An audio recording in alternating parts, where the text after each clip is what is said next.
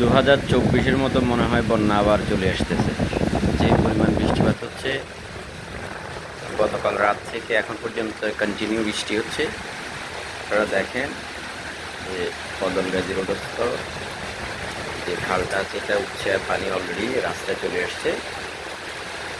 স্টেশনের অপোজিটে যে গ্রামীণ টাওয়ারের নিচে শহরের অন্যান্য রোডও প্লাবিত হয়ে গেছে। পাঁচগাছিয়া রোড মানে SSK রোড, ওদিকে নাজির রোড সহ